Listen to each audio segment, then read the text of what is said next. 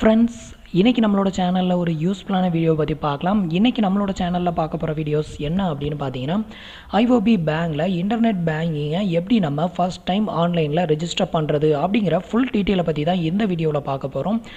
நீங்கள் இது வரைக்கும் நம்மளோட சேனலுக்கு சப்ஸ்கிரைப் பண்ணலன்னா மறக்காமல் கீழே இருக்கும் ரெட் கலர் பட்டனை ப்ரெஸ் பண்ணி மறக்காமல் சப்ஸ்கிரைப் பண்ணிக்கோங்க. கூடவே வர்ற பெல் ஐக்கான்ஸையும் கிளிக் பண்ணிட்டீங்கன்னா நம்ம சேனலில் வரக்கூடிய எல்லா வீடியோஸுமே மிஸ் பண்ணாமல் பார்க்கலாம்.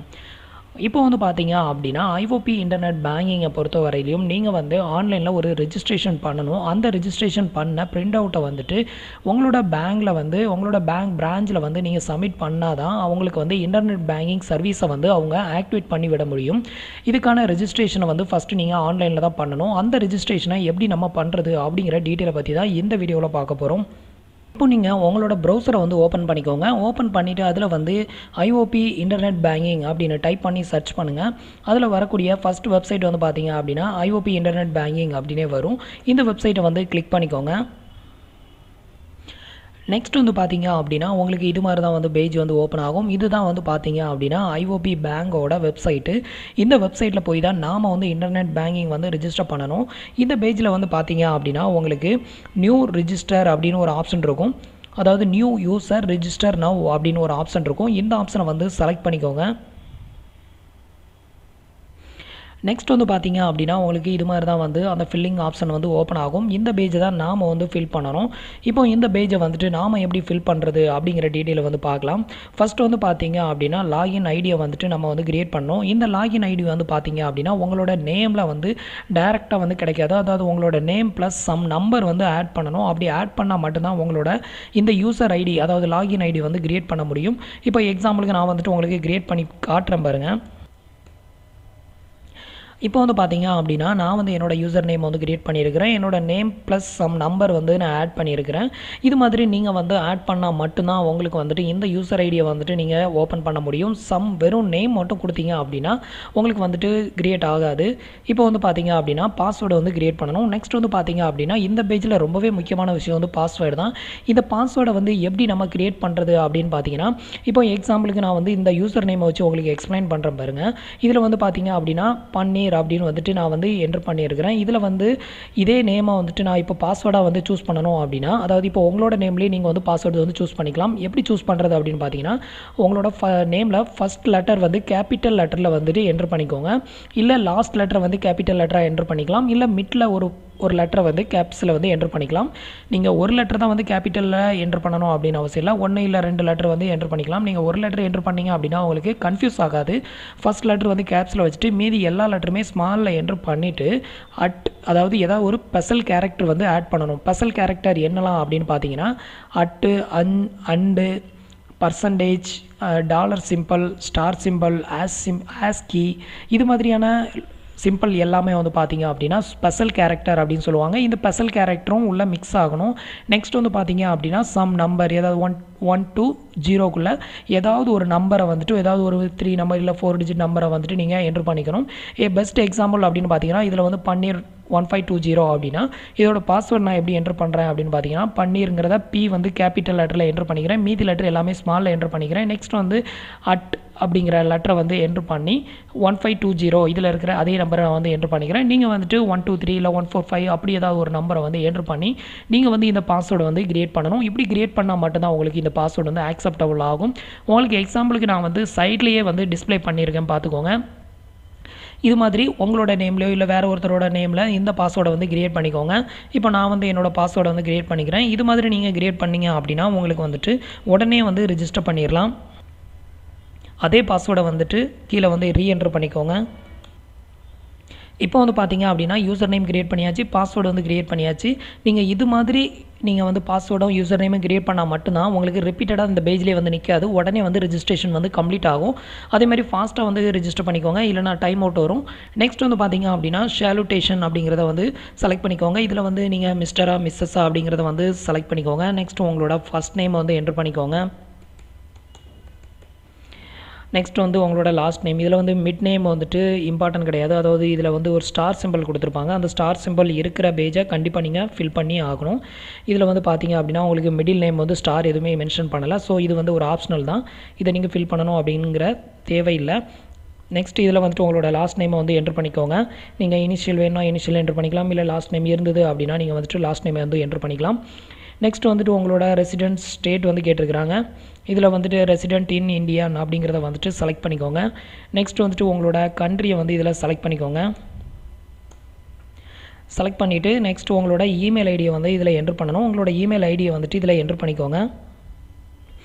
இப்போ வந்து பார்த்தீங்க அப்படின்னா நான் வந்து என்னோட மெயில் ஐடியை வந்து என்ட்ரு பண்ணியிருக்கிறேன். இப்போ வந்து பார்த்தீங்க அப்படின்னா நான் வந்து என்னோட மெயில் ஐடி என்ட்ரு பண்ணியாச்சு. நெக்ஸ்ட் வந்து உங்களோட மொபைல் நம்பரை வந்து இதில் என்ட்ரு பண்ணிக்கோங்க. இந்த மொபைல் நம்பர் வந்து எந்த நம்பரை என்ட்ரு பண்ணணும் அப்படின்னு பார்த்தீங்கன்னா, நீங்கள் வந்து பேங்க்கில் வந்து எந்த மொபைல் நம்பரை வந்து ரிஜிஸ்டர் பண்ணியிருக்கீங்களோ அந்த மொபைல் நம்பரை தான் வந்து இதில் என்ட்ரு பண்ணணும். வேறு மொபைல் நம்பரை நீங்கள் என்ட்ரு பண்ணீங்க அப்படின்னா கண்டிப்பாக வந்து உங்களுக்கு ரிஜிஸ்டர் ஆகாது. காண்டாக்ட் யுவர் பிரான்ச் அப்படின்னு வந்துட்டு உங்களுக்கு டிஸ்ப்ளே ஆகும். ஸோ உங்களோட ரிஜிஸ்டர் மொபைல் நம்பரை மட்டும் இதில் என்ட்ரு பண்ணிக்கோங்க.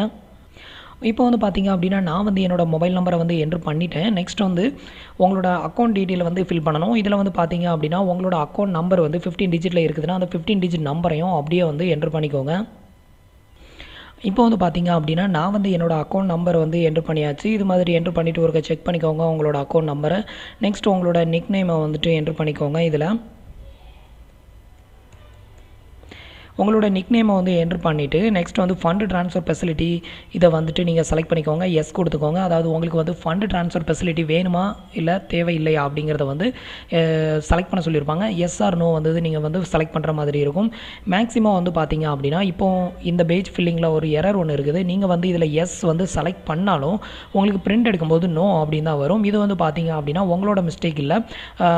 நீங்கள் வந்துட்டு இந்த பேஜை ஃபில் பண்ணாலே உங்களுக்கு நோ அப்படின்னு தான் வந்து டிஸ்ப்ளே ஆகும். நீங்கள் வந்து பேங்க்கில் கொடுக்கும்போது எனக்கு ஃபண்ட் ட்ரான்ஸ்ஃபர் ஃபெசிலிட்டி வந்து எஸ்ன்னு நான் கொடுத்துருந்தேன், நோன் வந்து டிஸ்ப்ளே ஆகுது அப்படின்னு மட்டும் சொல்லி கொடுங்க அப்படின்னா போதும். மேக்ஸிமம் அவங்களுக்கே வந்து இது தெரிஞ்சிருக்கும். எல்லாருக்குமே வந்து இது மாதிரி தான் வந்து நோன் வந்துட்டு ஃபில்லிங் ஆகுது அப்படிங்கிறது வந்து கண்டிப்பாக தெரிஞ்சிருக்கும். நிறைய பேருக்கு வந்துட்டு அவங்க பிரிண்ட் அவுட் எடுக்கும்போது நோ அப்படின்னு தான் வருது அப்படின்னு சொல்லியிருந்தாங்க. ஸோ உங்களுக்கு வந்துட்டு ஃபண்ட் ட்ரான்ஸ்ஃபர் ஃபெசிலிட்டிலாம் வந்துட்டு கண்டிப்பாக கொடுப்பாங்க. அப்படி கொடுக்காமலாம் இருக்க மாட்டாங்க. பட் உங்களுக்கு பிரிண்ட் எடுக்கும்போது இது நோன் தான் வரும். நான் உங்களுக்கு ஃபைனலாக வந்து டிஸ்ப்ளே பண்ணுறேன். ஸோ ஃபண்ட் ட்ரான்ஸ்ஃபர் ஃபெசிலிட்டி வந்து எஸ் கொடுத்துக்கோங்க. நெக்ஸ்ட் இந்த இதில் ஒரு கேப்சா கோடு ஒன்று கொடுத்துருக்காங்க. இந்த கேப்சா கோடை வந்துட்டு எந்த ஒரு மிஸ்டேக்கும் இல்லாமல் என்ட்ரு பண்ணிக்கோங்க. இப்போ வந்து பார்த்தீங்க அப்படின்னா கேப்சா கோடு வந்து என்ட்ரு பண்ணியாச்சு. எல்லாமே செக் பண்ணிக்கோங்க ஓரளவு. மறுபடி செக் பண்ணிவிட்டு நெக்ஸ்ட் வந்து சப்மிட் அப்படிங்கிற இந்த ஆப்ஷனை வந்து கிளிக் பண்ணிடுங்க. இந்த ஆப்ஷனை கிளிக் பண்ணதும் வந்து பார்த்தீங்க அப்படின்னா உங்களோட ரிஜிஸ்டர் டீட்டெயில் வந்துட்டு டிஸ்ப்ளே ஆகும் இது மாதிரி. இப்போ வந்து உங்களோட டீட்டெயில் வந்துட்டு நீங்கள் ஒருக்க செக் பண்ணிக்கோங்க. கன்ஃபார்ம் கொடுத்துருங்க. இப்போ வந்து பார்த்தீங்க அப்படின்னா எனக்கு வந்து லாகின் ஐடி வந்து இன்வேலிட் அப்படின்னு வருது.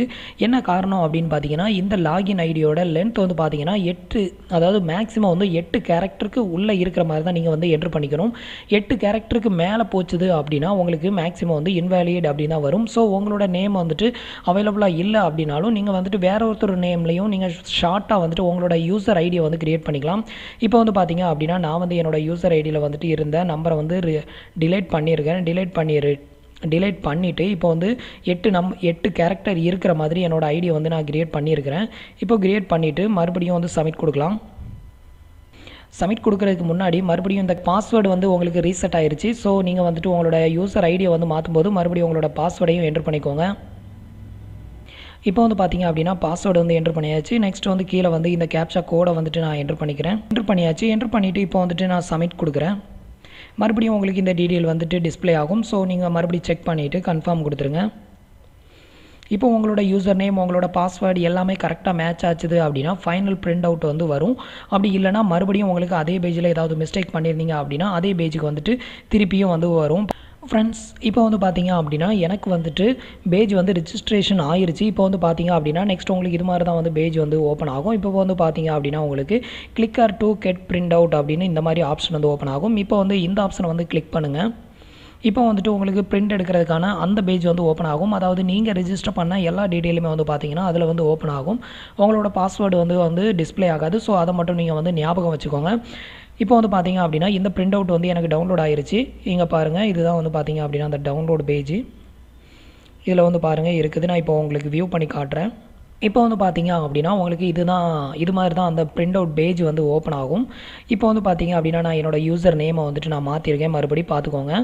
யூசர் நேம் தான் மேக்ஸிமம் வந்துட்டு உங்களுக்கு ரொம்பவே பிரச்சனையாக இருக்கும். அதாவது 8 கேரக்டருக்கு உள்ளே தான் டிஸ்பிளே ஆகும். அதாவது 8 கேரக்டருக்கு உள்ளே தான் நீங்கள் வந்து என்ட்ரு பண்ணிக்கணும். அந்த 8 கேரக்டருக்குள்ளே உங்களுக்கு இங்கிலீஷ் லெட்டரும் இருக்கணும். நெக்ஸ்ட் வந்துட்டு நம்பர்ஸ்லேயும் வந்து இருக்கணும். இந்த ரெண்டும் மிக்ஸ் ஆனால் மட்டும்தான் உங்களுக்கு வந்துட்டு இந்த யூசர் நேம் வந்து கிரியேட் பண்ணணும். நெக்ஸ்ட் ஃபண்ட் ட்ரான்ஸ்ஃபர் ஃபெசிலிட்டி இதுதான் வந்து பார்த்தீங்க அப்படின்னா நான் உங்களுக்கு ஆரம்பத்திலே எக்ஸ்பிளைன் பண்ணேன். ஃபண்ட் ட்ரான்ஸ்ஃபர் ஃபெசிலிட்டி வந்து பார்த்தீங்க அப்படின்னா நம்ம வந்து எஸ் கொடுத்துருந்தோம். ஆனால் இதில் வந்து பாருங்கள் உங்களுக்கு நோ அப்படின்னு இருக்குது. இது மாதிரி தான் வந்து பார்த்தீங்க அப்படின்னா உங்களுக்கு வந்து டிஸ்பிளே ஆகும். ஸோ இதுக்கு வந்து காரணம் வந்து பார்த்தீங்க அப்படின்னா உங்களோட அந்த வெப்சைட்லேயே வந்து பார்த்தீங்க அப்படின்னா நோ தான் வந்து டிஸ்பிளே ஆகுது. ஸோ நீங்கள் இதை பற்றி எந்த கேரும் பண்ணணும் அப்படிங்கிற அவசியம் இல்லை.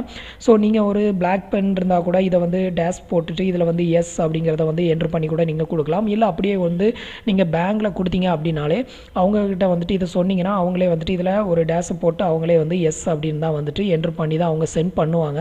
அதுக்கப்புறம் வந்து பார்த்தீங்க அப்படின்னா இந்த பேஜை வந்து நீங்கள் வந்து ஒரு சைன் பண்ண வேண்டியிருக்கும். பிரிண்ட் அவுட் பேஜை வந்து எடுத்துக்கோங்க. பிரிண்ட் அவுட் பேஜை எடுத்துகிட்டு இதில் வந்துட்டு உங்களோட சிக்னேச்சரை வந்து என்ட்ரு பண்ணிக்கோங்க. உங்களோட சிக்னேச்சரை போட்டு இதை வந்து உங்களோட பிரான்ச் எந்த பிரான்ச்சோ அந்த பிரான்ச்சில் தான் வந்து கொடுக்கணும். வேறு பிரான்ச்சில் கொடுத்தீங்க அப்படின்னா உங்களுக்கு வந்து கண்டிப்பாக இதை வந்து ஆக்செப்ட் பண்ண மாட்டாங்க. ஃப்ரெண்ட்ஸ், இந்த வீடியோ உங்களுக்கு ரொம்பவே யூஸ்ஃபுல்லாக இருக்கும் அப்படின்னு நம்புகிறேன். நம்மளோட வீடியோஸ் பிடிச்சிருந்ததுன்னா லைக் பண்ணுங்கள், ஷேர் பண்ணுங்கள், கமெண்ட் பண்ணுங்கள். நம்மளோட வீடியோஸில் ஏதாவது டவுட்ஸ் இருந்ததுன்னா கீழே இருக்கிற கமெண்ட் பாக்ஸில் சொல்லுங்கள். தேங்க்ஸ் ஃபார் வாட்சிங்.